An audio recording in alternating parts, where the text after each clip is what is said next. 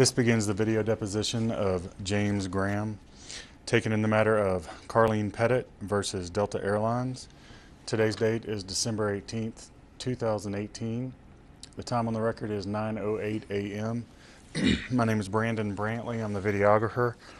Richard Bursky is the court reporter. Counsel, please introduce yourselves for the record, after which the court reporter will swear in the witness. Okay. My name is Lee Seaham, S-E-H-A-M, appearing for the complainant, Ms. Carleen Petitt, P-E-T-I-T-T, of the law firm of Seaham, Meltz & Peterson. Ira Rosenstein, Morgan, Lewis, and Bacchius for the respondent. And Amanda Brown for the respondent, Morgan, Lewis, and Bacchius. Kelly Justino, Assistant General Counsel, Delta Airlines. Sir, please raise your right hand. You solemnly swear from the testimony about the issue. I do. Good morning. Good morning. Some preliminary introductions and then questions that relate to how we conduct the deposition. So to start with, my name is Lee Seaham. I'm representing Ms. Carleen Petitt. We represent her with respect to this Air 21 litigation that's been brought against Delta. And today I'm going to ask you a series of questions which you will be responding to under oath. Do you understand me thus far? I do. Okay. And if you do not understand any of my questions, please let me know so that I can rephrase or repeat the question for you. Do you understand? I do. And do you understand that the deposition today is going to be transcribed by the court reporter and recorded by the videographer, and that everything you say here today will be recorded? Yes. Okay. And please speak slowly and clearly so that the court reporter can take down what you say. Do you understand that? I do. And do you understand that your testimony today is given under oath as if you were in a court of law? I do. All of your answers to my questions must be given verbally. You cannot respond by nodding your head or shrugging your shoulders, since the court reporter cannot take down nonverbal answers. Do you understand that? I do. And one of the purposes of this deposition is for the complainant's side to determine your knowledge of certain facts and events. Do you understand that? Yes. And if you subsequently testify in a different manner before a court, we will use this deposition to impeach your testimony. Do you understand that? Yes. Okay. And if you don't know an answer to a question, you should say that you do not know. I do not expect you to guess or speculate. Do you understand that? Yes. And have you ever testified in court before? No.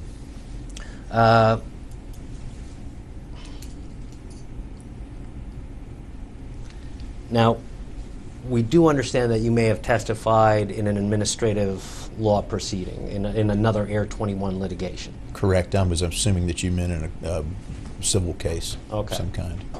All right. Okay, so now that I've clarified that to include administrative proceedings such as an Air 21 case, let me ask you the question, have you testified before in either a court or an administrative proceeding? I have testified in an Air 21 case. Okay, and which Air 21 case was it? Carl Suring. And concerning what matter did you testify? It was a question of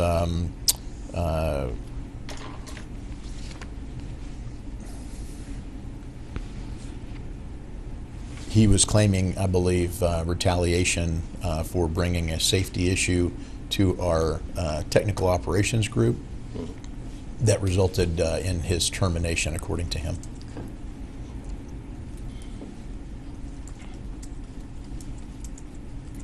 Did he bring a safety concern to the attention of your safety operations group? He brought it to our technical operations group. And what was the safety concern? It was over a procedure on a Chilean Air Force aircraft that he said needed to be done before the aircraft could be put back into service. Do you know what that procedure was? I would have to look back at my notes. It had something to do with the fuel system. Was it, would you characterize it as more of a maintenance issue than a flight operations issue? Absolutely. So the investigation of any safety issues that he raised would have been delegated to your maintenance department as opposed to flight operation? No, it's corporate safety, security, and compliance. And that's a singular entity that investigates both flight operations issues and maintenance issues? It is the body under the corporate governance that handles corporate safety, security, and compliance. So if there is a concern with our Technical Operations Center, I take it to corporate safety, security, compliance for their determination on how they will handle it. Okay.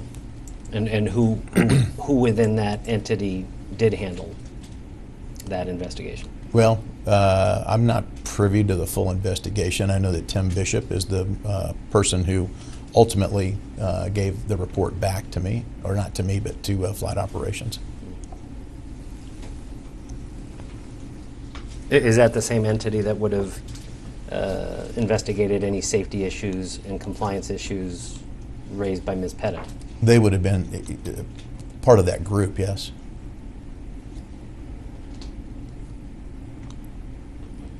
So who raised the safety and compliance issues raised by Ms. Petitt? I'm sorry, say that again? Who investigated the safety and compliance issues raised by Ms. Petitt? Well, I'm the one that started the investigation on safety concerns. You say you started it. That's correct.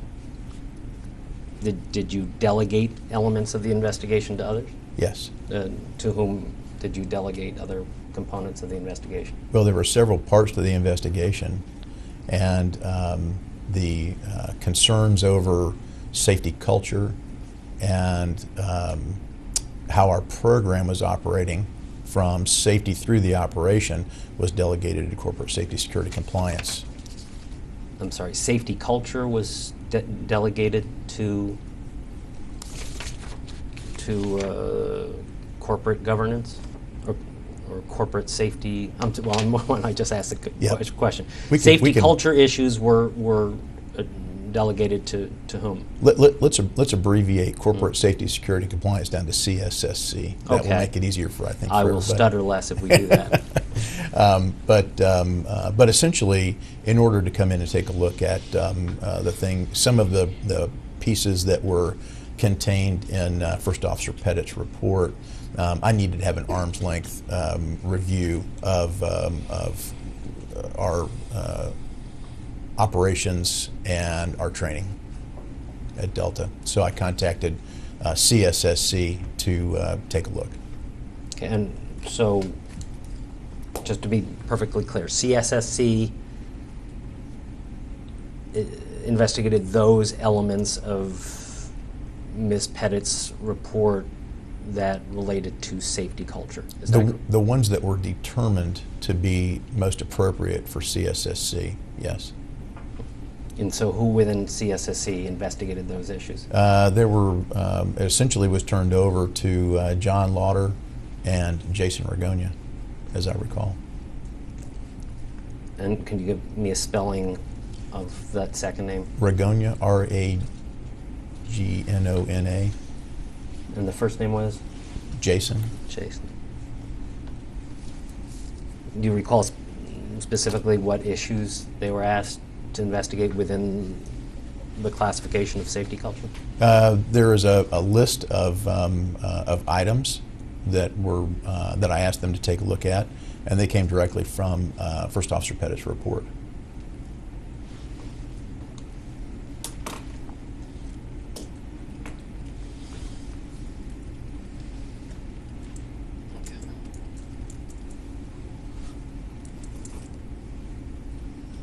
And they, Mr. Lauder and Mr. Ragonia? Ragonia, that's correct. Yeah, they reported back to you? Yes, they did. Did you provide you with a written report? They did.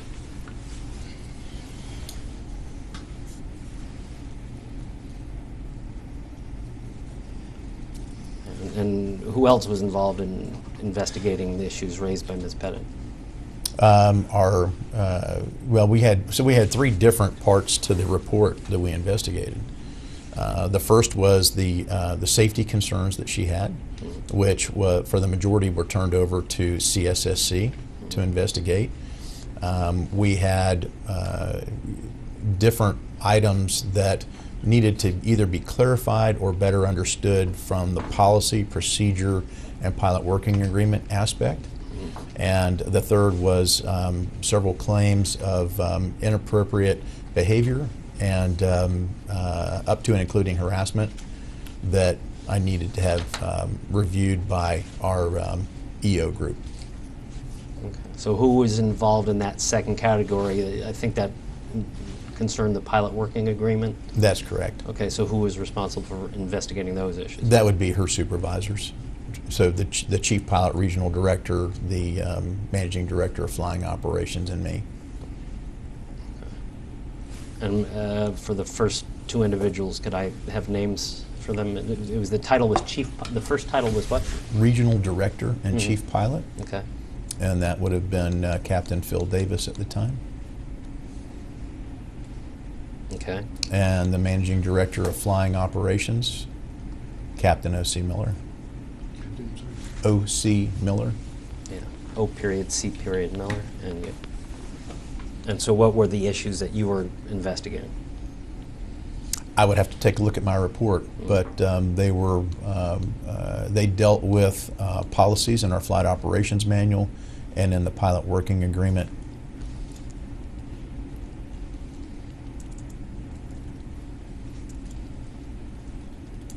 Okay, and the third category was inappropriate behavior up to and including harassment, and that was investigated by?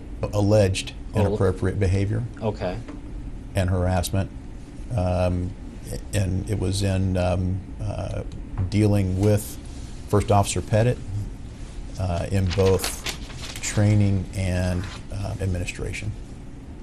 And who training and administration, and who was responsible for that investigation? That was turned over to EO, and specifically Melissa Seppings.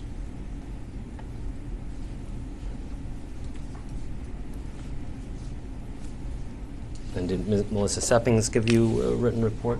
I received a report when the investigations were complete.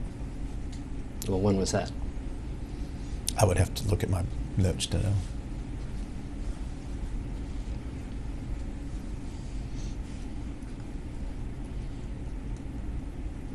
So it was Ms. Seppings who investigated the inappropriate behavior allegations? No, Miss Seppings helped to organize who would be asked to investigate. Okay, so who was asked to investigate? Someone from her team, and I'm not sure of all the people that were involved. Do you know any of the people who were involved? I do. Could you name them for me, please? Kelly Neighbors. Who else? Scott Wolfrey. Can you identify anyone else? Not to my recollection. Going back to the CSSC component, you identified that they were investigating safety culture. Well, safety culture is a very broad brush. What I actually said was we were investigating the points that First Officer Petitt brought forward in her report. And I'm sure that you had that report somewhere in your file over there. So if you want to go through specifics, I'm happy to talk about those, but I won't do it from memory. Sorry, you won't do it from memory? No, I can't do it from memory. Okay, that's it. You can't do it from memory. Well, I really just had a preliminary question. Is there a requirement for Delta to have a safety culture? There is a requirement for Delta to maintain safety as its highest priority. That's first and foremost. It's always been that way at Delta. It will always be that way at Delta.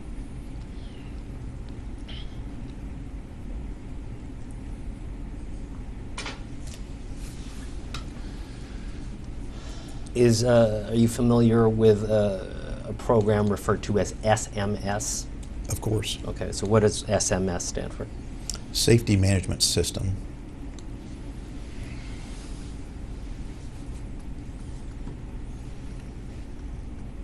And does Delta have an SMS program in place? A very robust SMS program. And since what date does Delta have that in place? Well, Delta has always had a very, very strong safety culture. So SMS is the latest program brought forward by the FAA to identify a safety culture. But Delta was essentially the first to be qualified by the FAA with an SMS. And I don't remember the exact date, but part of that was through, well, actually all of it was through qualifications through the FAA that were submitted through our CSSC team, and validated, I believe, through the IOSA 9000 audit that happened, which would have been 2006 and 7 possibly. Is having an SMS then an FAA requirement? The FAA does embrace SMS as the favored way for any airline or any operator to operate. So are you saying that it's a voluntary program? No, I didn't say that. I said that there are variations of SMS programs through all of the different airlines, all of the different charter outfits, all of the different flight training schools, anything having to do with aviation, because as a reporting structure up through the FAA, they do want to have a safety management system established at the company. The question really is how elaborate is the system, how well does it work, and Delta's has been recognized as one of the top in the industry. My question was, though, does the FAA require that a carrier such as Delta adopt an SMS program? Yes. And Delta, you said, was the first qualified, the first carrier to have a qualified SMS program? That's correct. And in order to be qualified, that program had to be approved by the FAA? That's correct. And once that program was approved by the FAA, was Delta under an obligation to comply with its SMS program? I'm not sure I understand the question. Are you asking, do we just put a paper program in and not comply with it? Correct. No, we don't. Right. And the question more specifically was, are you required by the FAA to comply with your FAA-approved SMS program? Objection to the extent it calls for a legal conclusion, but you can answer to your knowledge. The FAA partners with the airline as part of the SMS process. That allows us to be able to work directly with the FAA on things like AQP, on compliance philosophy, on ASAP and FOQA. So they actually are a partner in the SMS program. So they are not only the ones that are approving the program, they're also participants in the program. So they get a chance to validate our SMS program every day. Yes, but that was not my question. My question was not whether they were a partner or whether they participated. My question is, does the FAA require Delta to comply with its published SMS program? Same objection.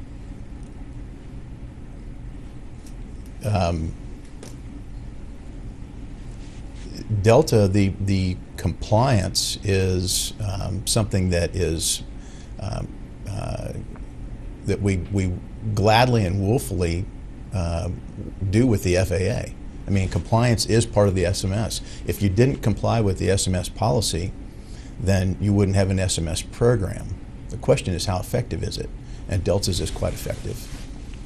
Well, let's go for some foundation here. Your current position is what?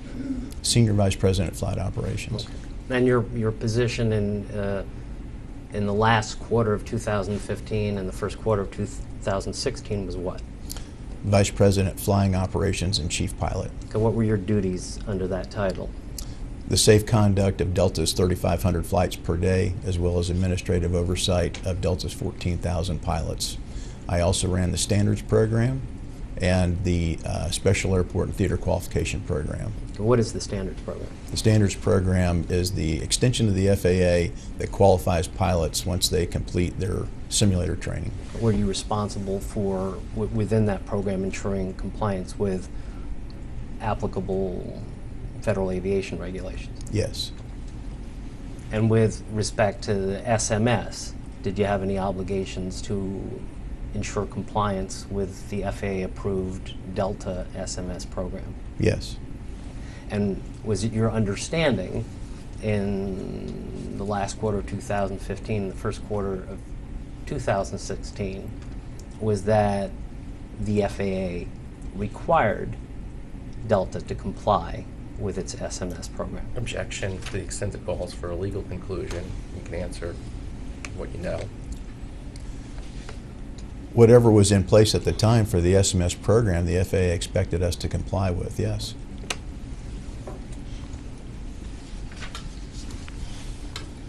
And what are the components of an SMS program? Or what were the components last quarter of 2015, first quarter of 2016? What were the requirements of Delta's FAA-approved SMS program? Well, the components are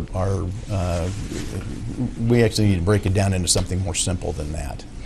You know, I think it's most appropriate to take a look at an SMS program as what the FAA views it as, and that is a program that's embraced from the top down, starting with the CEO, coming down through the organization, a robust reporting culture that starts at the ground level with frontline employees, a way to distinguish, trend, and identify risks and mitigate them when possible, and if not possible, then to cease the operation and communicate that effectively with all of the employees at the airline.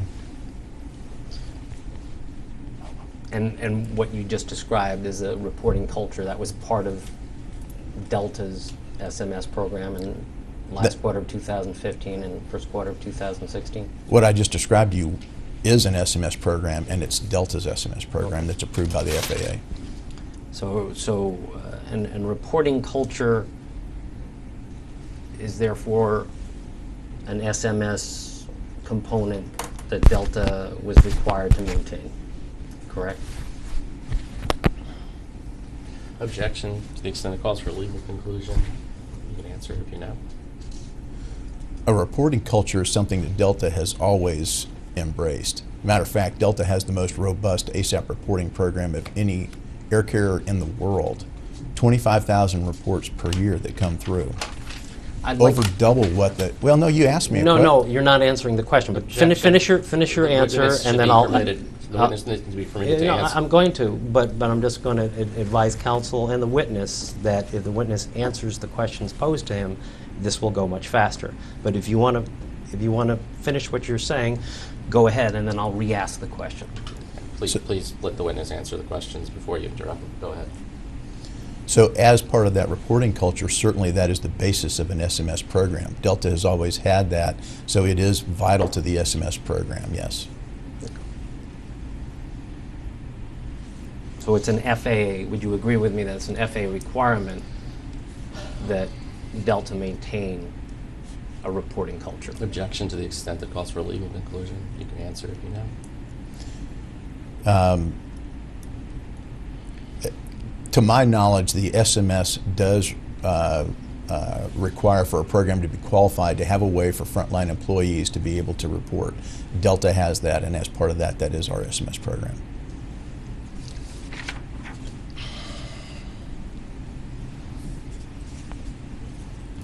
Have you ever testified in an, well, let me go back.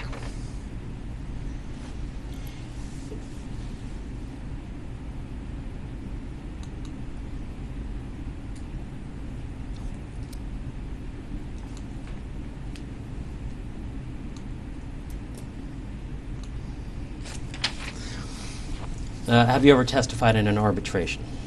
Yes, I have. Okay. How many arbitrations? I don't know the number. More than 10? Yes.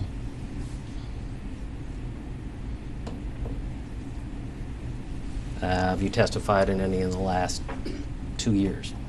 Yes.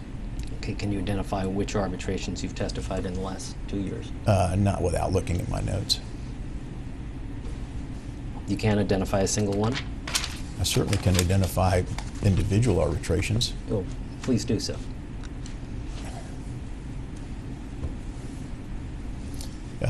The last arbitration that I testified in was Captain Michael Protak termination case. Can you remember any other arbitrations you've testified to in the last 2 years?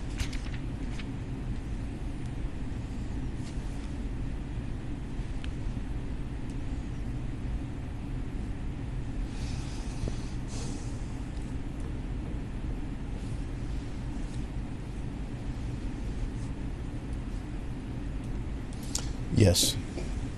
Termination case, Captain Keith Jones.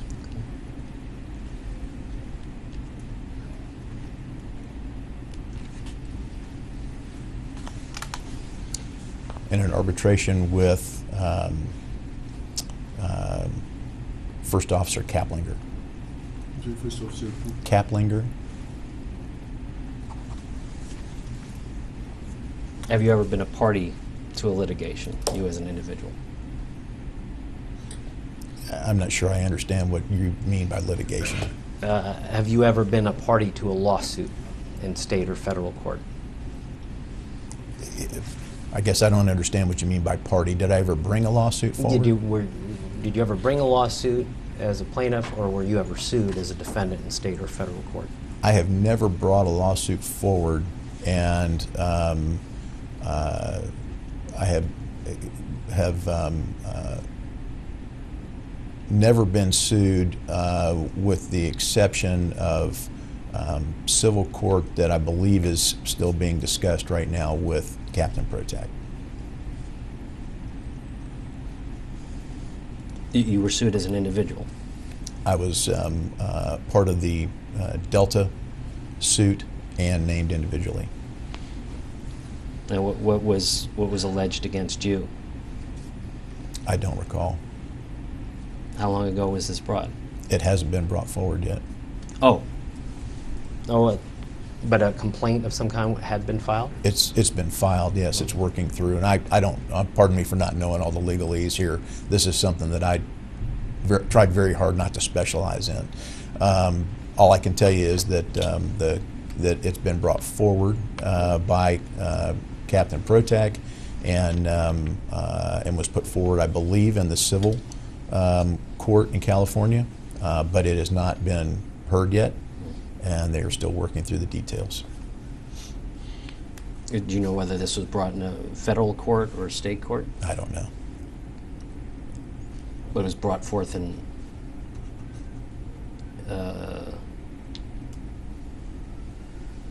sometime last year? No, it was this year. And did you ever get a copy of a complaint or filing document that initiated the action? Yes, I did get a copy of the complaint. Did you read it? Yes. But you can't remember what was alleged against you? Well, I would have to go back and take a look at it. So as you see it here right now, you can't remember a single thing about that complaint? Well, I remember that certainly he filed it over what he felt was unfair treatment for his termination. What did that unfair treatment relate to? Well, it actually goes back to his arbitration for his termination.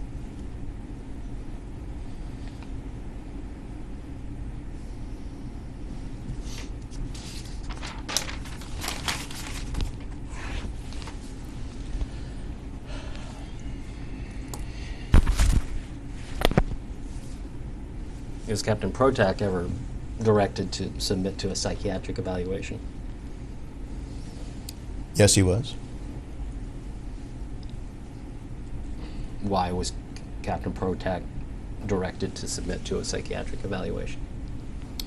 because we felt that Director of Health Services felt that there was a concern over his ability to comply with the directions to release medical records from a what was appeared to be a physical injury that had him remain out on disability, and it didn't make any sense that he would be doing the things that he was doing to keep us from getting the medical records to be able to do a review of the case. So if I understand correctly, because he resisted the release of his medical records, it was determined that he might have a mental health problem? No, that's not correct at all. The fact is that he would say that he would release the records, and then he would reverse course and tell his medical provider not provide the records.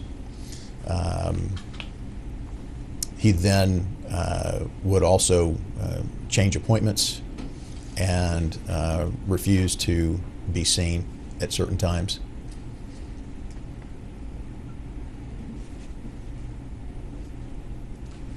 So you suspected that this lack of cooperation arose from a mental health issue? Well, actually, I did not at the time. I felt like it was insubordination and that he was trying to hide something.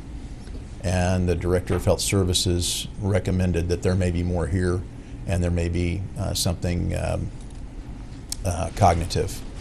And he recommended that we do a Section 15 evaluation, and he gave a convincing case to have the assessment done.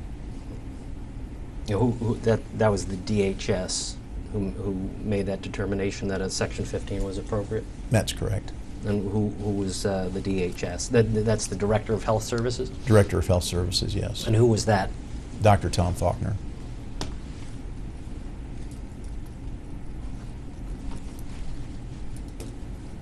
But it was your opinion that a Section 15 was not appropriate in those circumstances? Objection. I didn't say that at all. No, I'm asking you. No, what I thought at the time was that we had seen actions from Captain Protac leading up to this event over several years that showed a certain amount of insubordination.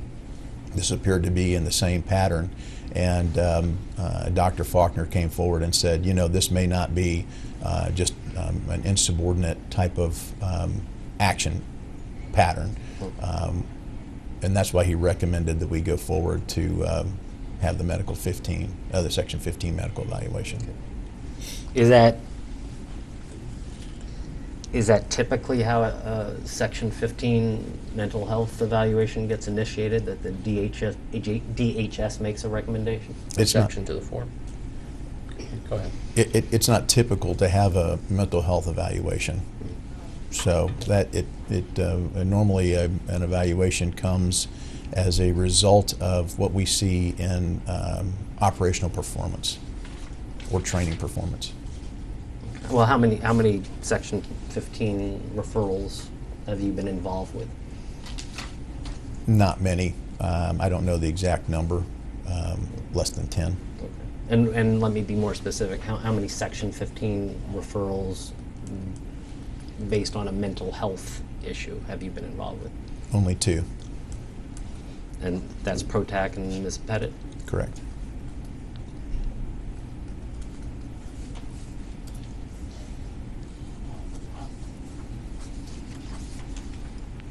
And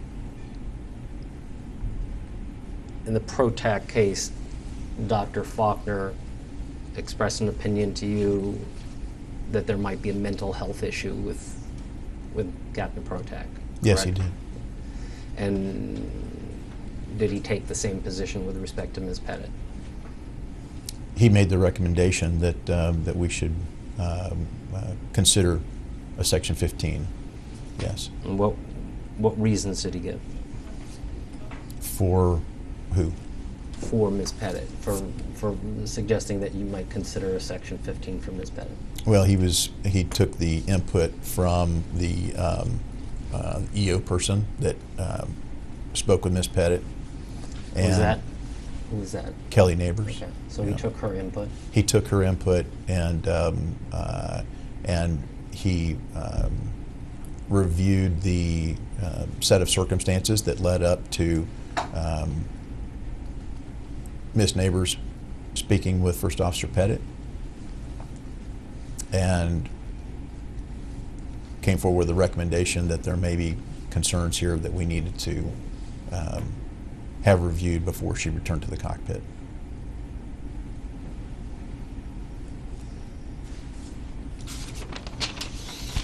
So what facts did he identify for his recommendation? Well,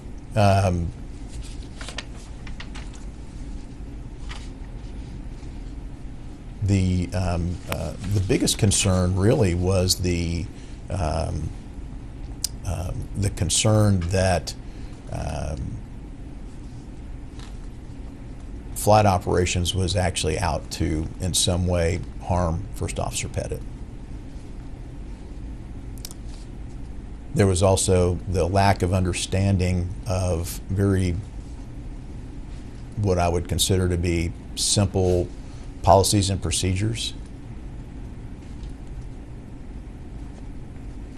And lastly, I would say the harboring or the inability to release things that happened in the past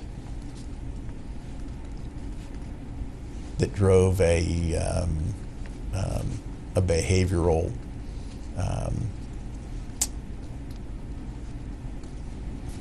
I don't know how quite best to say, a behavioral anomaly. These are all, those three elements that you've just identified, those are all things that Dr. Faulkner brought to your attention as the reason why he was making his recommendation? That's not a complete list. You asked me what were the major things that he asked, and that's as I think back on the specifics that we talked about, those were the first three, yes. Okay, but at the time he made his recommendation, he had not yet spoken to Ms. Petitt, correct? I do not think he had spoken to her at that point. Okay, so the source of his information was exclusively Ms. Neighbors? Ms. Neighbors and also the anyone who had been in her leadership structure, I believe. I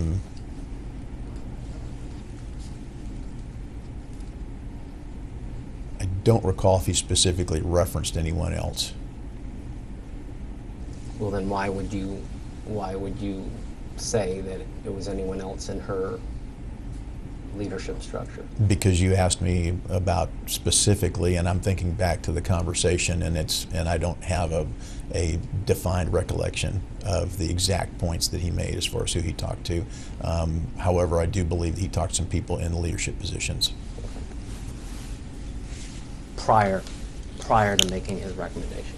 That's correct. And you can't identify any of the persons he spoke to? I do know that he had discussions with I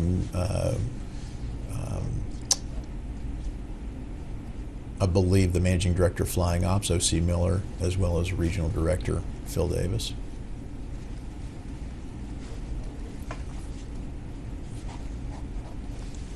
So part of the basis for his recommendation of a Section 15 from Ms. Petitt were his conversations with Captain Miller and Captain Davis, correct? Well, I wouldn't say conversations with them. I would say his knowledge of interactions with First Officer Petitt.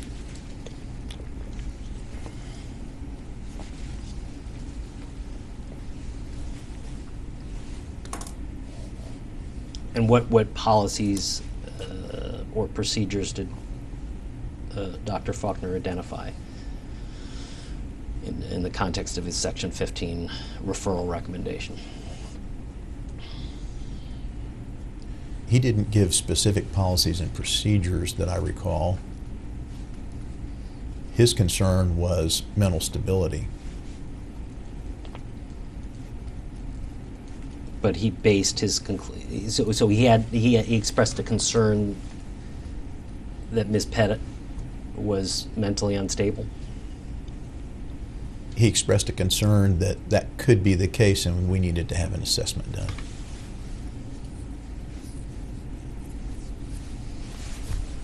And in expressing that concern, he referenced issues related to policies and procedures, correct? To her, actually, he referenced specifically the discussion with Kelly Neighbors and what Miss Neighbors, the result of her interview with First Officer Petitt. He had knowledge of interactions with First Officer Petitt from her supervisors from before. I'm confused. As I recall, you identified 3 different components underlying Dr. Faulkner's Section 15 recommendation, and that they were, number 1, her expression of concern that flight ops was going to harm her. Number 2, issues related to policies and procedures. And 3, harboring an inability to release things from the past. Did Dr. Faulkner bring up those information in those 3 categories in terms of justifying his Section 15 referral? Yes, he did. Okay, so what policies and procedures did he reference in his recommendation? He was referencing information that had been given to him as we discussed the history of First Officer Petitt as part of the final determination and recommendation. And that would have been the policies and procedures surrounding social media policy and wearing the uniform in public, interaction with the press, those kinds of things. Social media, uniform, and what was the last? Interaction with the press.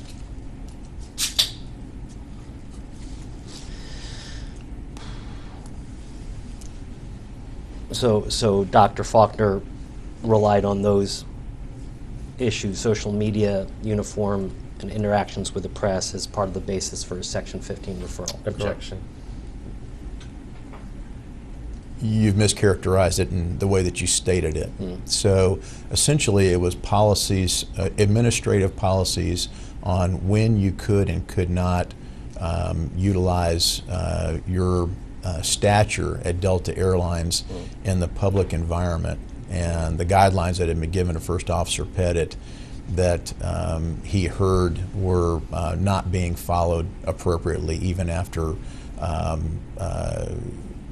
being reviewed several times with the with what that policy was. So inability to follow guidance, even though it had been reviewed several times. So while you say it might be those particular points, that totally mischaracterizes what the overall recommendation came forward on. It was her inability to be able to cognitively follow those directions or be able to remember them and execute them after being told several times. And when did and Dr. Faulkner got his information regarding those issues from Captains Miller and Davis? We discussed her history in a meeting prior to as the recommendation came forward, as Miss Neighbors was recounting the interview that she had had with First Officer Petitt. When you say she, you mean Ms. Neighbors? Yes. Mm-hmm. So,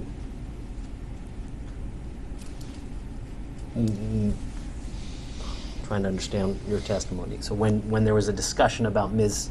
Neighbors' encounter with Ms. Petitt. There were other participants who brought up these issues relating to social media and uniform usage and interaction with the press.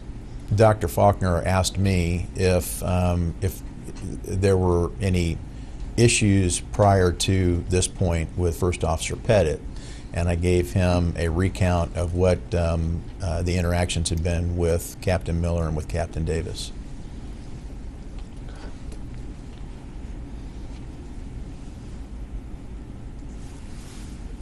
And how about this harboring an inability to release things in the past? That's also something that Dr. Faulkner brought up as part of his basis for recommending a Section 15 mental health evaluation. I would have to correct my statement there. I don't know that that was part of the original discussion. That may have come forward after he talked with First Officer Petitt. Well, he didn't speak with her until after the Section 15 referral, isn't that correct? That's correct.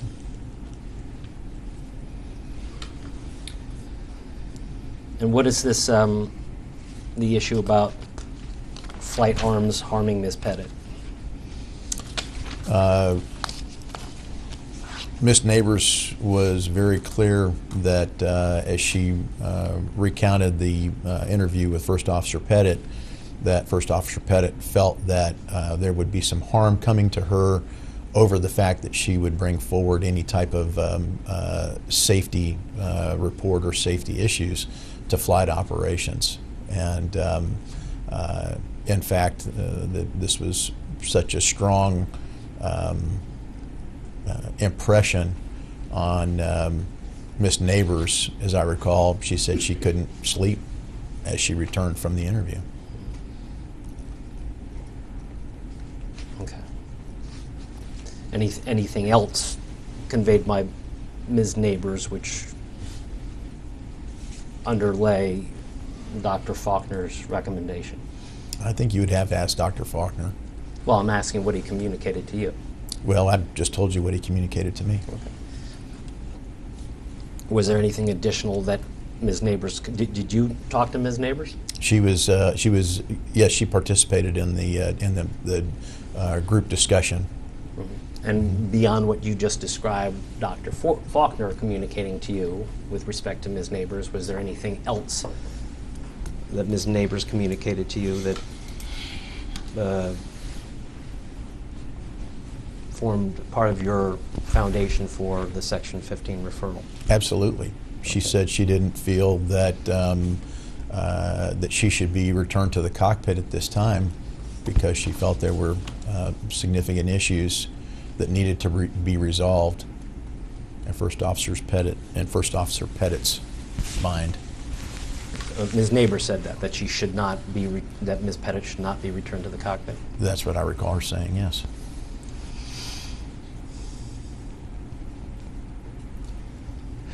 And what reasons did she give for that?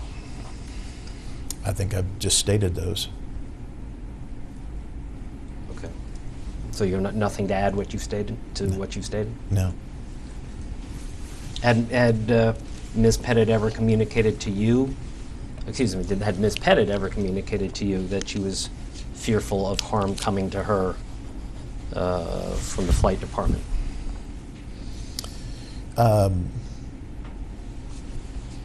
I wouldn't say that she came out and told me she was fearful of that. She did indicate to me that she had given her mother a copy of the report. I didn't really think much of it at the time. When did she tell you that? In a discussion, I believe it was post-presentation when she came to present to the group that she had asked to be able to present to, which would have been the head of training, the head of standards, the head of flight safety, and the head of corporate safety.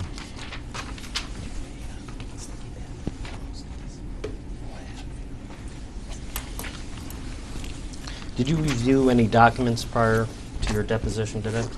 Yes, I did. And what documents did you review? My counsel prepared some notes for me, and I looked through a few emails and the report that First Officer Petitt submitted. Is that the report that she presented to you at a meeting on January 28th, 2016? Yes, it is.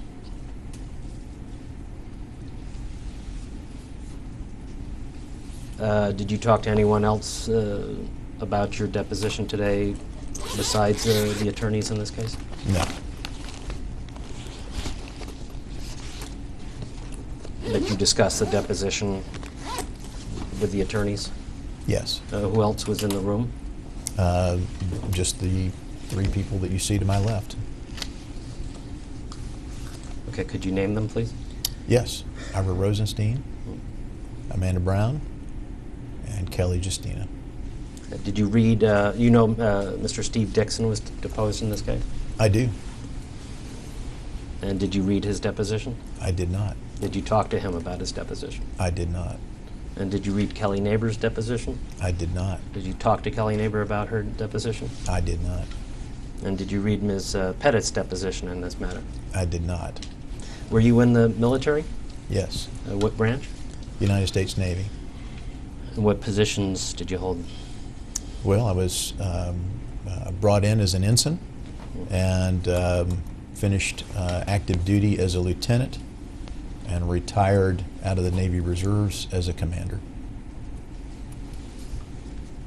And how many flight hours did you have when you were first? Well, actually, let me back up. When were you first hired by Delta?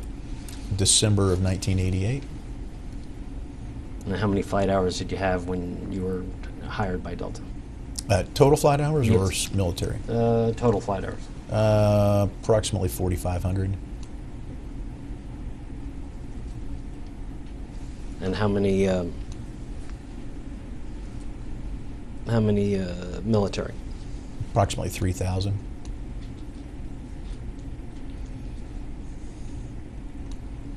How many on Boeing aircraft? None.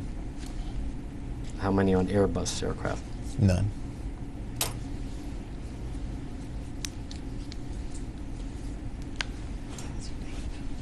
Well, how were you qualified? Well, I'm sorry. When you were hired in by Delta as in what position?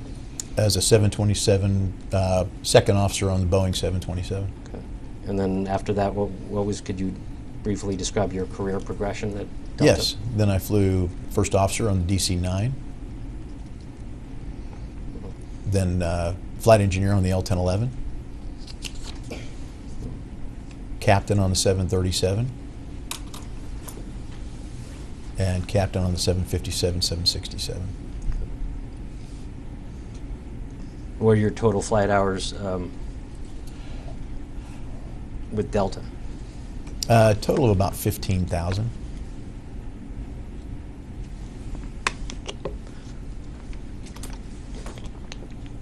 And when did you receive your promotion to your current position? In September of this year.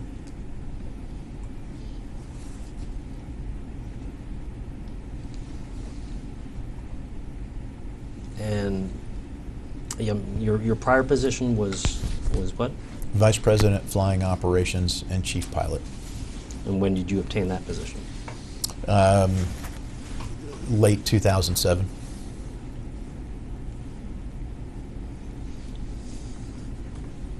And whose decision was it to make you Senior Vice President of Flight Operations? Ed Bastian.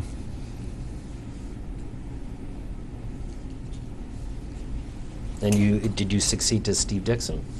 Yes. How long have you known Steve Dixon? I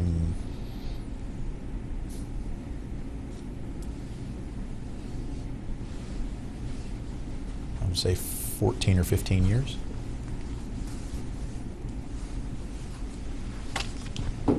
Would you say you had a good working relationship with Captain Dixon? Yes.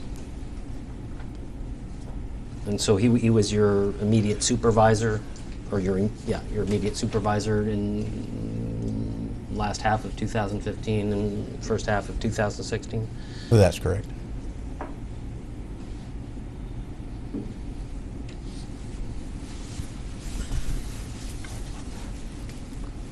Did you consult with him with respect to your decision to refer Ms. Petitt for a Section 15 mental health evaluation? Yes, I did. What did you tell him? I told him that we had received a recommendation from Dr. Faulkner to proceed with a Section 15 assessment.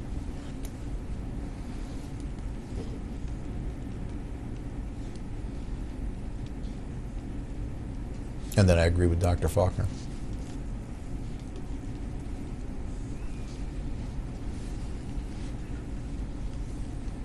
Okay. Did you give him the reasons that Dr. Faulkner gave? I'm quite sure that I did.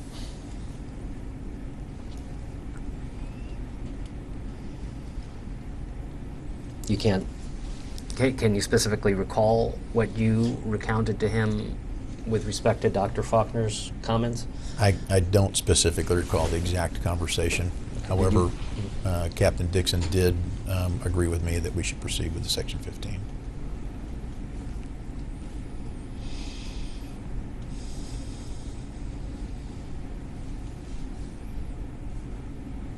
But you provide, to the best of your recollection, did you provide him a factual basis for your determination? Objection to the form. What I provided him was a recap of the meeting that happened that included Dr. Faulkner and Ms. Neighbors, and I discussed with him the fact that, first and foremost, my job at Delta was to ensure that we have a completely safe operation and to protect all of the customers that get on the airplane every single day, and that was a question for me right now as to whether or not First Officer Petitt could be returned to the cockpit and be absolutely safe. So my recommendation to him was that that we go forward with the Section 15. Okay, so that sounds like a conclusion, and my question is, did you recount to him, for example, what Ms. Neighbors had said about her interview with Ms. Petitt? Objection to the form.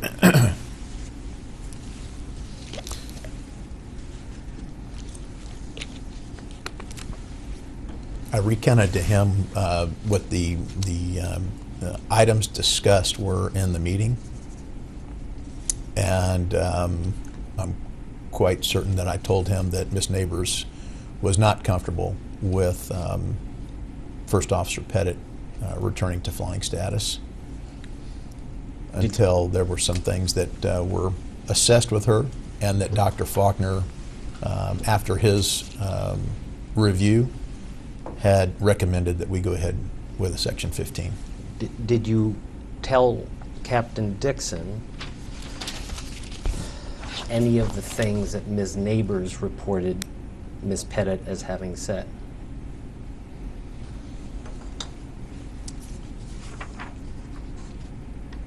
Yes, I'm sure that I did.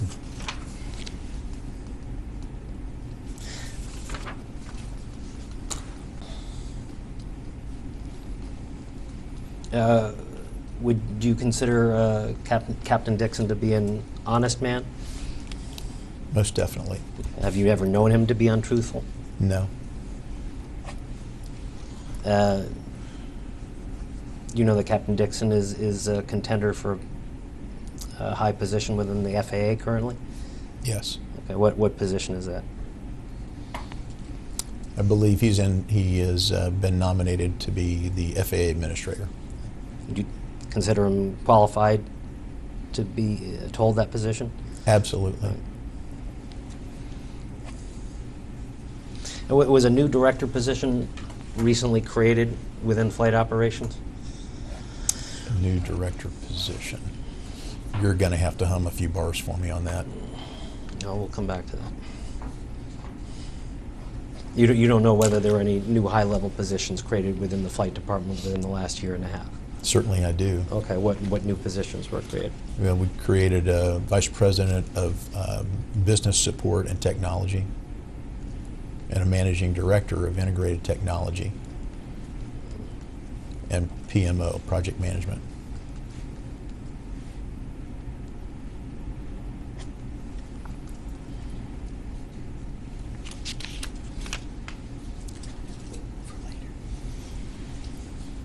Can you tell me why O.C. Miller was locked out of his office shortly before he retired? Objection, Foundation. First of all, that's totally false. So if you'll give me a question that I can answer, or I can just go ahead and tell you what happened. Does Delta have a chain of command policy? Does Delta have a chain of command Yes. policy? Delta has a hierarchical structure for leadership. Okay, well, why don't you describe that within flight operations? What is that hierarchical structure? Well, it starts with the senior vice president of flight operations.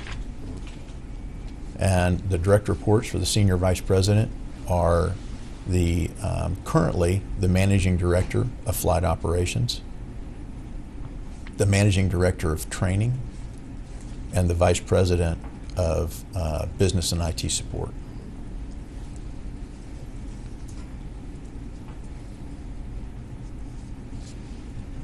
And below them? Under the managing director of flight operations, you have the managing director of flying operations, the managing director fleet teams, and the managing director line operations. Underneath the managing director of training, you have the fleet captains for each fleet. And underneath the vice president of business support, you have the managing director of crew resources, the managing director of IT and business support. I believe that's it.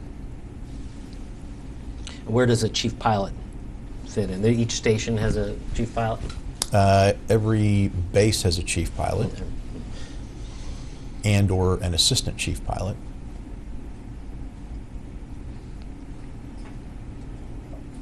And then we have regional directors depending on the size of the base.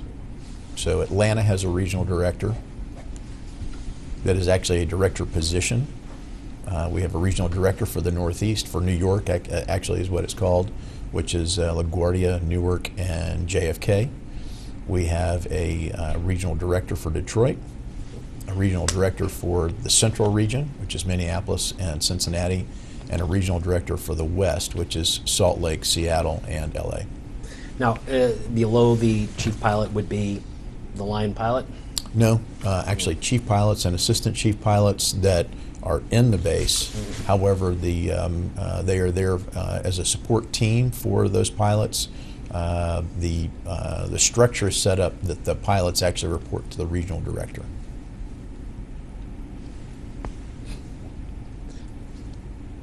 Is there any policy which prohibits a chief pilot from bringing to your direct attention a concern about operations? No.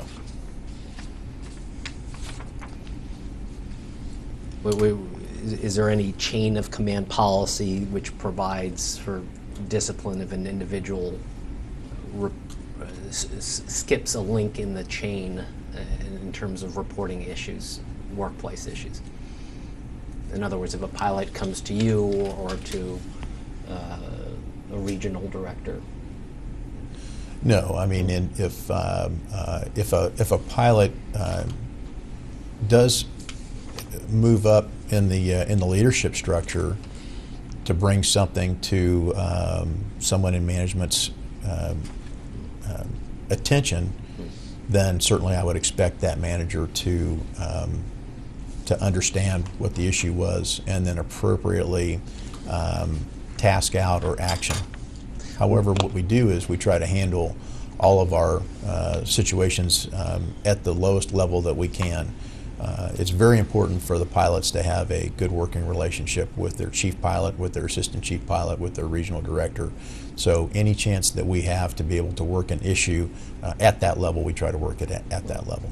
Is there any published policy to the effect that a pilot is subject to reprimand if he doesn't report issues to his immediate superior? No. No. And does Delta have an open door policy? Yes. Can you describe what that consists of? An open door policy is that an employee can approach really anyone in management at any time. What we do ask is that as we review the circumstances around it, the structure is in place for a reason, so that we don't have a CEO answering 6,000 emails a day from frontline employees when the supervisory group that they report to should actually be handling those. So we do come back and talk to the employee about appropriate leadership structure and allowing the structure a chance to work. And if they don't feel that it works, then figure out why. Is that in any published policy, this concept of an appropriate a report to an appropriate level within the leadership structure? It's just good business. So the answer, no, there is no published policy. Well, there's not to my knowledge. Okay. Is it, do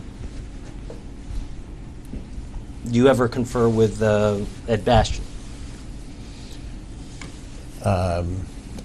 When you say confer with Ed Bastian, Ed doesn't call me up to ask my opinions on things typically. I do know Ed, certainly, and I have had a chance to be in meetings with Ed that center on operational issues, on finance issues, budget, and so forth. But no, I'm not on his speed dial list. Okay.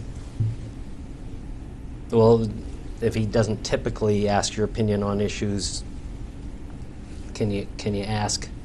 Can you tell me? Has he ever asked your opinion on any workplace issues? Objection to the form. I guess you would have to define workplace issues for me. He has asked my opinion on items within the pilot working agreement that have to do with work rules, with pay and benefit compensation. I think that would be really the most focused part. How many times have there been communications of that type in the last 2 years? Well, there's been no formal request for me to do that in the past 2 years that I recall. Have you ever had any communications with Mr. Bastian concerning Ms. Petitt? No, I have not.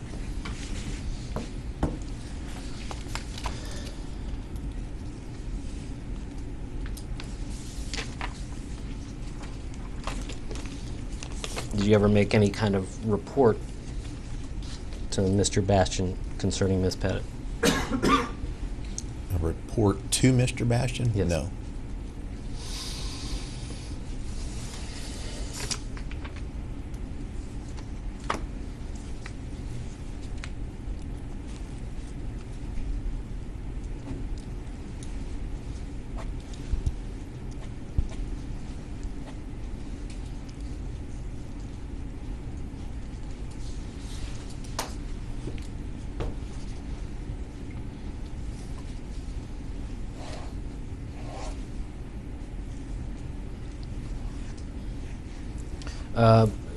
In your position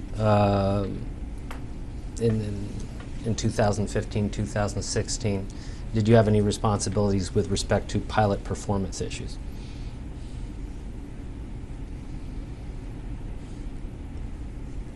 Pilot performance issues in the operational? Yes, in terms of flight operation.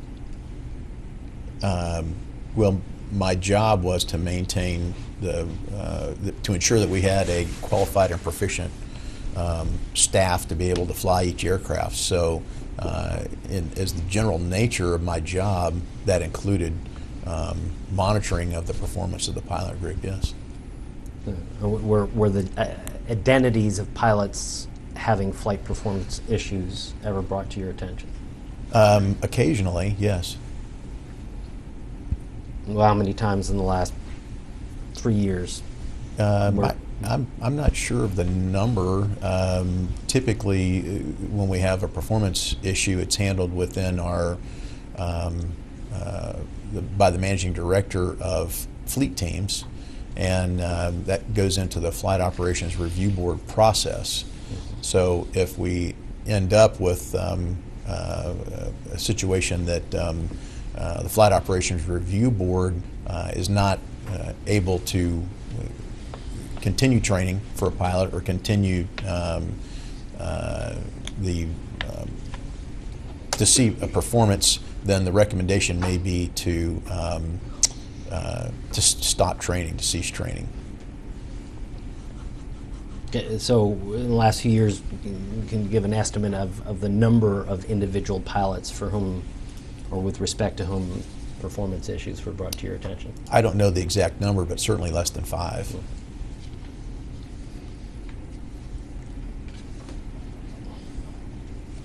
Were performance issues, flight performance issues related to Ms. Petitt ever brought to your attention? Not that I recall.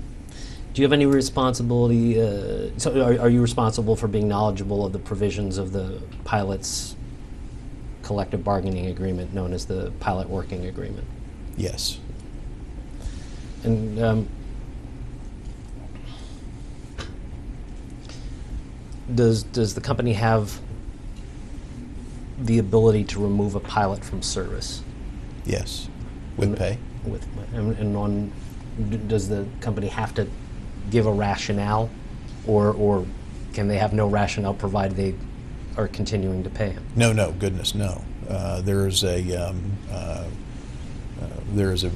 structure in place in the pilot working agreement if you're going to remove a pilot, and the reasons must be stated and delivered to the pilot. And who makes that decision to remove a pilot from service? Well, it can be anyone in the pilot's administrative leadership structure. Typically, it will go up through the managing director of flying operations for final determination. Is a pilot ever removed from duty during the pendency of a disciplinary investigation? Yes, there are cases when that we have removed a pilot during a discipline investigation. So, would the rationale be for the, and that person's removed and continues to receive pay during that removal period? That's correct, full pay. All right. Mm-hmm. And that's in order to provide an ample period for the company to investigate the underlying facts prior to taking disciplinary action. Correct? Well, there are several reasons for it. So one of them is certainly so that the pilot can have the appropriate time and the and ability to participate in the investigation as needed. There is also a concern that if there is a disciplinary issue on the table, that pilot might not be in a mindset to be able to focus on their job when they're out flying the aircraft. And what are the reasons stated in the removal document? Well, there can be many different reasons stated in the removal document, but it would pertain directly to the investigation. I believe the pilot working agreement states that there has to be a defined reason for the investigation. Would you agree that many of the pilots with your same seniority have more flight hours than you in the equipment they fly? No.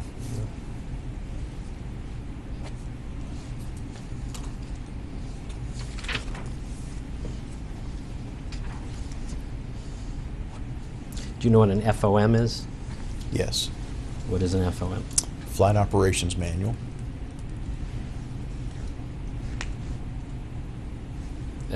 Is that a document that the FAA is required to approve? Yes, it is. And would you agree with me that the FAA requires a carrier to comply with its published FOM? Yes.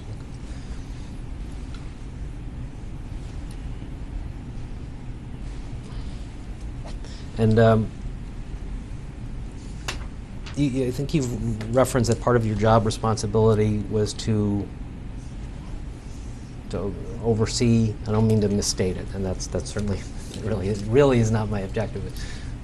So if I misstate it, please correct me. But part of your job responsibility is to oversee the proficiency of the pilots who fly for Delta?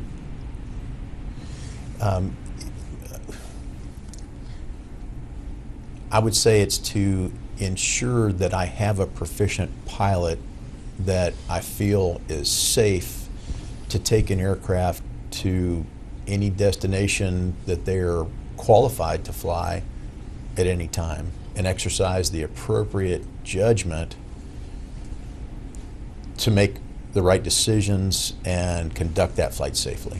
How does Delta maintain the proficiency of its pilots? Well, through several ways. Certainly we have a continuing qualification program that currently that footprint is every 9 months a pilot returns for training to the simulator for typically 2 days. We also have a required line check for captains, and we have a program that allows us to go through FAA approval to go up to 2 years between line checks. However, 50% of our captains must be checked in a rolling 12-month period. 50%? 50% must be checked within a rolling 12-month period. We have a special airport and theater qualification program. I want to make sure I understood. Every 9 months, every pilot has to have a simulator check? Unless you are going through initial training or upgrade training, which would be in lieu of coming back for continuing qualification. And then captains have to have line checks how often? Well, no longer than a 2-year period, so 24 months. However, with the program we have approved by the FAA, we ensure that we have 50% of the total number of captains receive line checks on a rolling 12-month basis. You partially anticipated my question. This 9 months, the simulator check every 9 months, is that a requirement found in a training manual that Delta maintains? That is as part of our approved AQP program. And when you say approved, that's approved by the FAA? That's correct. And AQP stands for what?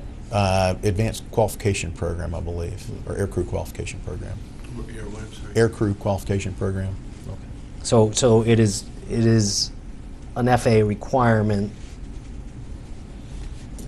via the, I apologize, I'm not sure what document I'm referring to. The document that embodies this 9-month check requirement, what document would that be? That would be the AQP. The AQP document, yes. And the AQP is approved by the FAA, is that correct? That's correct. It's part of our operating specifications. Okay, and the FAA requires Delta to comply with its FAA-approved AQP, correct? Yes. Okay. And that line check for every 24 months Is that part of the AQP as well, or is it a different document? That's a different program. It's via a program that we put forward to the FAA many years ago that allows us to create greater oversight of our captains flying into particular areas that we think need to have greater scrutiny. In other words, we can tailor the program to focus on de-icing operations as we step into icing season, so that while a captain may not have gone the full 24 months, he may be at the 9 or 10 month period since his last line check, but if we need to see the de-icing operation in Grand Rapids, Michigan, then we can send a line check pilot that would not only check out that captain but also be able to take a look at the program as it pertains to Grand Rapids. I may have lost track. The answer that I was looking for may have been in your response somewhere, but if it was, I lost track. The document which incorporates the 24-month line check requirement for captains, what would I call that document? Oh, gosh. I think we just call it our line qualification program. And is that also FAA approved? It is. Okay, and the FAA requires that you comply with that document? Yes. Matter of fact, we have reporting requirements for that every month. If a pilot was to miss their 9-month simulator check requirement, could he or she continue to fly nonetheless? Well, there is a grace month, so you could go to 10 months. However, if you did not return for your qualification training within that time frame, you would be unqualified to fly.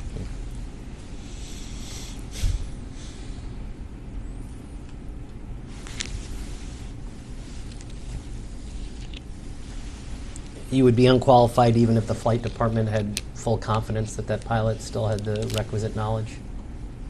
Yes, because you have to have that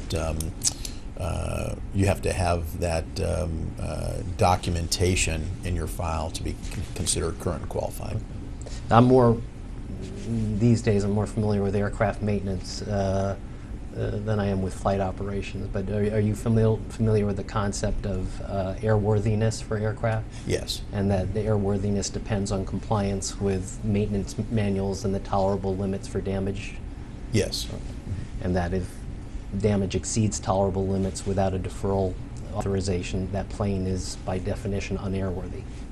I don't know specifics on that. But if a pilot doesn't get their line check within 10 months, they are by definition unqualified. Actually, if a pilot does not get their CQ completed within that 10 months, then they are not qualified. Okay. Yes. And CQ is? Continuing qualification. So I think maybe a better way to say is that the requirement come back to the simulator and do everything from maneuvers validation to supplemental operating experience, or LOE, line operating experience, is deemed to be part of that AQP program. So that's the training structure that comes back to the simulator. Line check is actually outside of that. That's when you've been qualified and you're out flying the line. So this is your, for lack of a better term, rebluing of normal procedures in the line environment. So they're actually they're separate, but they are both ways that if you did not get your check in the appropriate amount of time, you would be unqualified to fly. Okay. Okay. Do you know what, in March of 2016, do you know what position Ms. Neighbors held within Delta? I don't know the exact title. And would you agree that she interviewed Ms. Petitt on March 8th, 2016? The documents that I reviewed showed that was the date. I did not know the exact date at the time. Okay. And when was the first time you spoke to Ms. Neighbors after her interview with Ms. Petitt?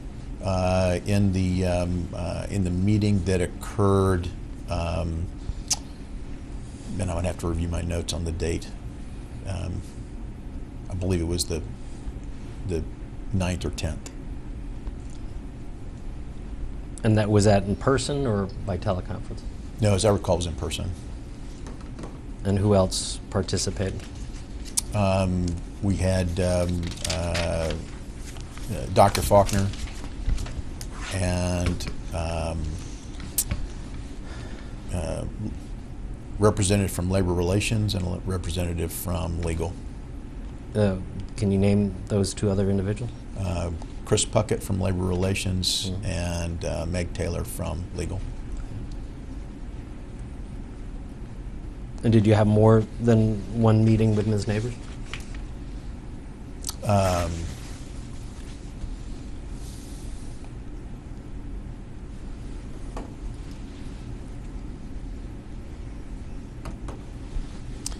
We definitely had that meeting.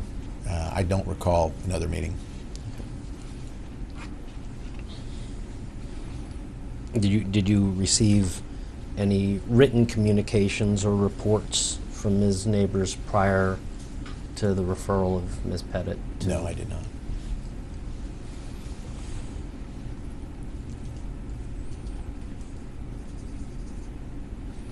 Did you engage in any further investigation of what Ms. Neighbors reported prior to the Section 15 decision for Ms. Petitt? Let me make sure I understand. Are you asking, did I continue with a further investigation of whether Ms. Neighbors? I guess I don't quite understand. Okay, Yeah. you had this. You had a meeting with Ms. Neighbors, Dr. Faulkner, Mr. Puckett, and Meg Taylor on or about March 9th or 10th, and my question is, prior to the issuance of the Section 15 letter to Ms. Petitt, did you engage in any further investigation with respect to the Section 15 determination? I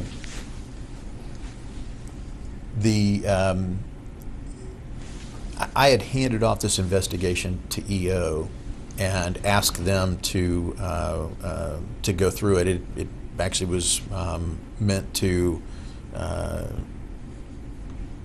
review all of the situations that Ms. Petitt had brought forward in her report, and that included the discussion with Ms. Petitt. So I left it in the hands of EO at that point. When she came back and reported, and the recommendation was brought forward, and I accepted and agreed with it that we should go through the Section 15, then we moved forward with the Section 15 at that point. Yeah. So you, and I want to make sure I'm dividing the investigation. Ms. Neighbors was investigating certain EO-related issues, correct? Yes. So I'm not asking about that investigation. I'm asking whether there were Section 15 investigations by you in terms of acquiring further information to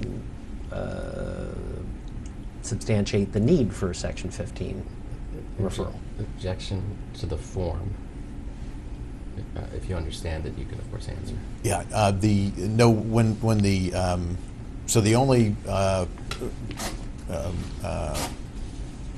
real question going forward would be, who should we notify of the determination to do the Section 15, and that would have been Captain Dixon. So once I made the recommendation to, or made the call to move forward with the Section 15, then we actually set into motion the parts of the pilot working agreement that would then put her into that assessment. So that would then turn over to the Director of Health Services, Dr. Faulkner. So what I'm trying to get to is, after this meeting on March 9th or 10th,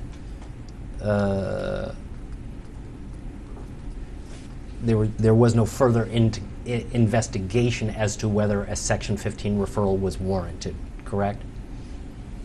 We felt that that it had been warranted with coming out of that discussion that we had that the recommendation came forward on, so there was no need for additional. Okay.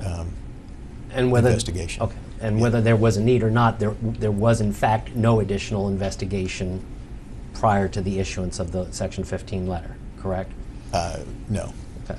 And if you never called Ms. Petitt to get her version of her conversation with Ms. Neighbors, correct? No, I did not. Okay. Did you authorize anyone else to contact Ms. Petitt to get her account of what transpired between her and Ms. Petitt? No, I did not.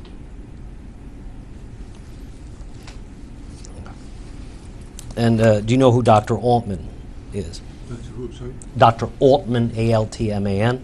Yes. Okay, and who is Dr. Altman? Dr. Altman is a FAA-recognized psychiatrist. And he participated in the teleconference as well, correct? For a part of the time, yes.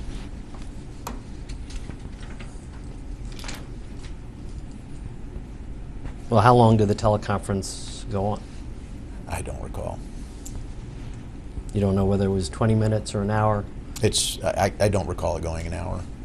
So Not over an hour. Okay. And what portion of that time did Dr. Altman participate? I would say at least half.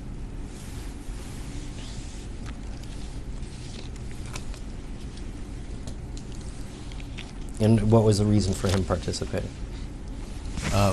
As I recall, Dr. Faulkner wanted to ask his opinion of the circumstances that were being brought forward. And did Dr. Faulkner ask his opinion? Dr. Altman's opinion? He actually I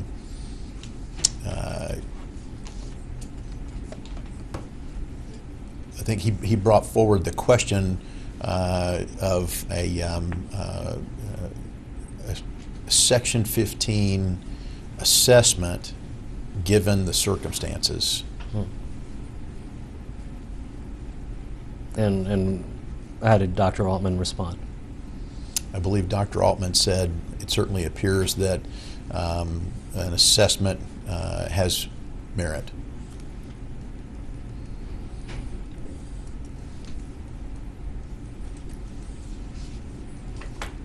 Did Dr. Altman explain the basis for his opinion? I don't recall that that he went into detail. He was not on the call when we came to the final conclusion, as I remember it.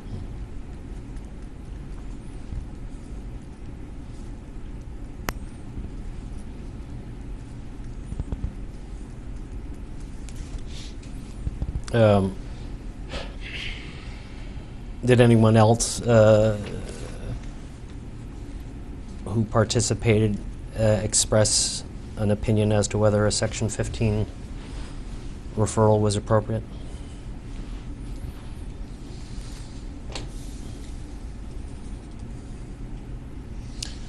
There was no discussion around whether a Section 15 was appropriate from anyone else in the room.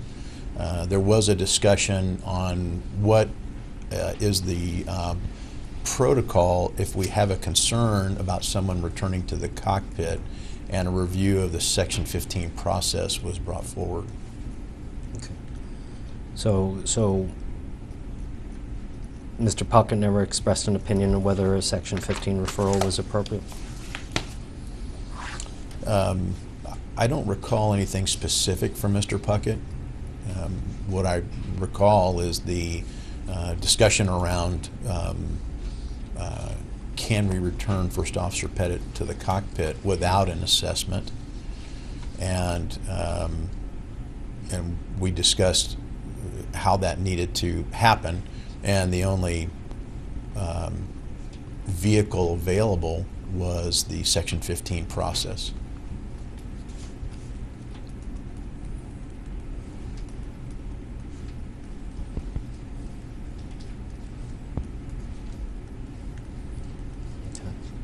And Ms. Ryan didn't express an opinion about the appropriateness of a Section 15 referral? Objection. I'm sorry, who did you say? Meg Ryan, did she express? Meg Ryan is an actress. I think you might Oh. mean somebody else. I might. Was there a Ms. Ryan? Taylor. Oh, Ms. Taylor. I've made that same mistake before. Did Meg Taylor express it? Objection, and I direct you not to answer any legal advice that you are provided from Ms. Taylor. Well, Doctor, I just make the note, and I don't want to be contentious about this. Dr. Altman is on the phone, and he's an independent contractor, and Dr. Faulkner's on the phone, or in the meeting, and he's an independent contractor. So it's our position that no privilege would apply. Having stated that position, is that counsel's directive that the witness is being directed not to answer that question? I've made my statement, so thanks, though.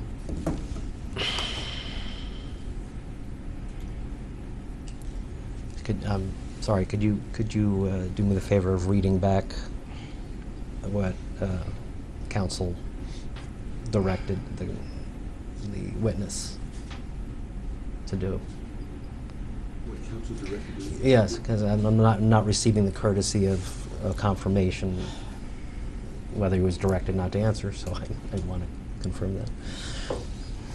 I disagree that I wasn't courteous, but go ahead. Well, would you please tell me whether he's directed not to answer questions about what Meg Taylor said? He is directed not to answer questions that would be privileged, or questions that would require him to provide privileged information. He should not be answering, and he's directed not to answer those. Is he being directed not to answer questions about what Ms. Taylor said at that meeting? He's directed. It depends on what your question is. What's the pending question? What did Ms. Taylor say at that meeting? Objection. Too broad for him to answer without asking him to potentially divulge information that would be privileged. Is he direct? Are you directing him? I'm directing him not to answer that Thank question. you very much. No need to go back then. Thank you for your courtesy.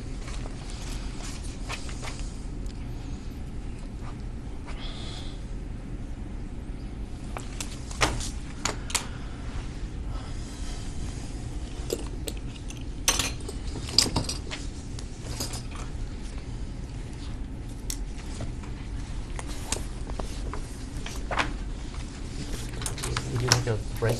That would be great if you guys don't mind. Sure. Don't take a look at the document. Yeah, let's get that back. Okay. Off the record at 10:46 a.m.